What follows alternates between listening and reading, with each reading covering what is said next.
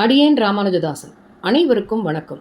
இன்னைக்கு நம்ம ராமானுஜ நூற்றந்தாதியில் 9வது பாசுரம் பார்க்கலாமா?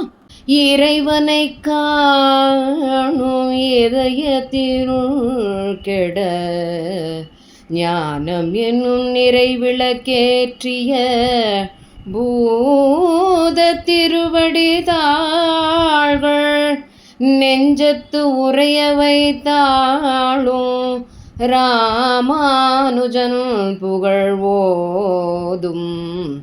நல்லோர் மறையினை காத்து இந்த மண்ணகத்தே மண்ணவை பவரே.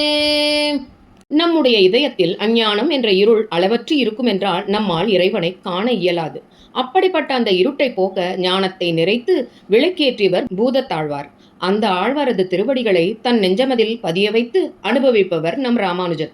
அந்த ராமானுஜனின் பெருமைகளை சொல்லும் நல்லவர்கள் வேதங்கள் அழியாதவாறு காப்பாற்றி இந்த பூமியில் அவற்றை நிலைநிறுத்த வல்லவராவர். இனி ராமானுஜர் குருகுலத்தில் என்ன ஆனார் என்பதை பார்ப்போமா?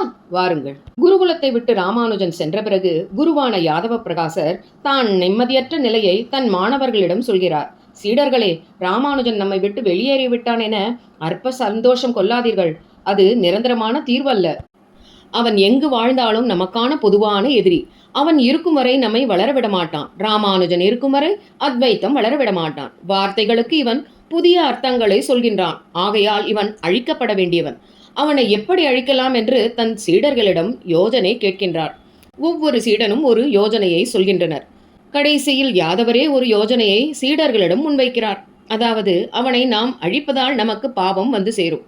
அவன் மரணமடைய வேண்டும், ஆனால் நம்மை பாவம் தீண்டாதவாறு ஒரு வழியை பின்பற்ற வேண்டும் என்று சொல்ல சீடர்களுடனே அதையும் நீங்களே சொல்லிவிடுங்கள் என்றனர்.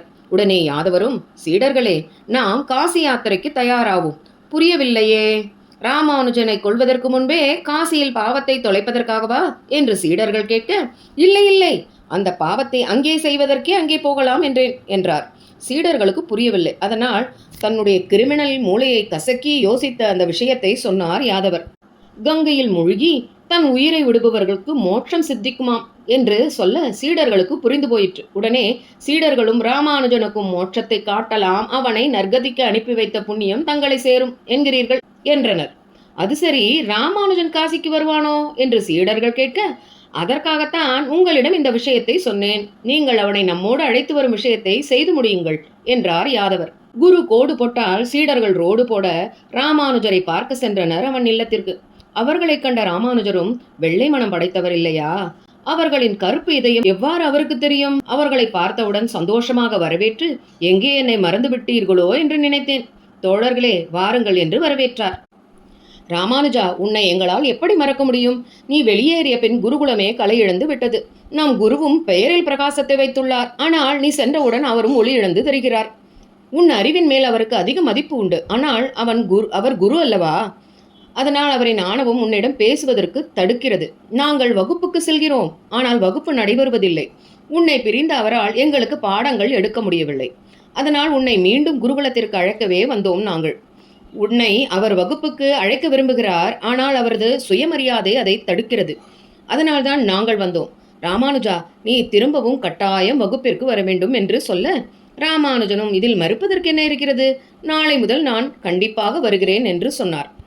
மறுநாள் முதல் மாணவனாய் ராமானுஜர் வகுப்பில் நுழைய, ராமானுஜா, உன்னை கண்டிக்கும் உரிமை அடியேனுக்கு கிடையாதா? நான் ஏதோ சொன்னேன் என்பதற்காக நீ படிப்பை நிறுத்தலாமோ? இந்த கிழவனின் கோபத்திற்காக வகுப்பை புறக்கணிக்கலாமா? என்னை மன்னித்து விடப்பா என்றார் நடிப்பாக. நாட்கள் கழிந்தன. ஒரு நாள், சீடர்களே, நாம் ஓர் தீர்த்த யாத்திரை போகலாமா? அடியேனுக்கும் வயதாகிறது. கங்கையில் அடியேனின் பிராணன் போனால் முக்தி கிடைக்கும் அல்லவா என்று சொல்ல, குருவே, அப்படி சொல்லாதீர்கள். எங்கள் ஞான தீபம் தாங்கள். உங்களை அங்கே தொலைத்துவிட்டு நாங்கள் மட்டும் எப்படி சந்தோஷமாக இங்கே வருவோம்? போனால் எல்லோரும் சேர்ந்தே போவோம் என்றனர். யாதவரும், குழந்தைகளே, என் கண்கள் கலங்குகின்றன. என்னிடம் அவ்வளவு பாசமா உங்களுக்கு? சரி, பயணத்திற்கான ஏற்பாடுகளை இன்றே தொடங்குங்கள் என்றார். நாம் காசியினை நோக்கி நம் பயணத்தை தொடங்கலாம் என்று அனைவரும் பயணத்திற்கு ஆயத்தம் ஆயினர். தன்னை கொள்வதற்கான பயணம்தான் இது என்பதை அறியாமலேயே நம் ராமானுஜரும் காசி யாத்திரைக்கு புறப்பட தயாரானார். யாதவரின் தலைமையில் பயணம் தொடங்கியது. மாணவர்களே, இது ஒரு நீண்ட பயணம். நாம் மீண்டும் திருப்புட்குழிக்கு வரும்போது நம் எண்ணிக்கையில் 1 2 குறையலாம். காட்டிலும் மேட்டிலும் பனியிலும் மழையிலும் நமது பயணம் நடக்கும். அதில் இது மாதிரியான சம்பவங்கள் நடக்கும். அதனால் நாம் முடிந்தவரை ஒருவருக்கொருவர் உறுதுணையாக இருக்க வேண்டும். கங்கையின் வெள்ளத்தில் காணாமல் போய்விடாதீர்கள். உம்மை கொன்ற பாவத்திற்கு என்னை ஆளாக்கி விடாதீர்கள். எங்கும் எப்பொழுதும் கவனம் கவனம் கவனத்துடனே இருங்கள் என்றார். இப்படி தொடங்கிய இவர்களது பயணம் எந்த தடையுமின்றி விந்திய மலையை வந்தடைந்தது. விந்திய மலை காடுகளின் அழகும் அருவியின் ஓசையும் பறவைகளின் சத்தமும் இனிமையாயிருந்தது. யாதவர் மாணவர்களை நோக்கி, மாணவர்களே, இன்று இரவு இங்கேயே கழிப்போம். காட்டு விலங்குகள் உள்ள இடம், அதனால் நீங்கள் நெருங்கி அணைத்தபடி தூங்குங்கள் என்று சொன்னார். எல்லோரும் உறங்க ஆரம்பித்த நேரம், அண்ணா அண்ணா என்று மிக மெதுவாக கோவிந்தர் தன் அண்ணனை ராமானுஜரை எழுப்பினார். என்ன சொன்னார் என்பதை அடுத்த பகுதியிலே பார்க்கலாம்.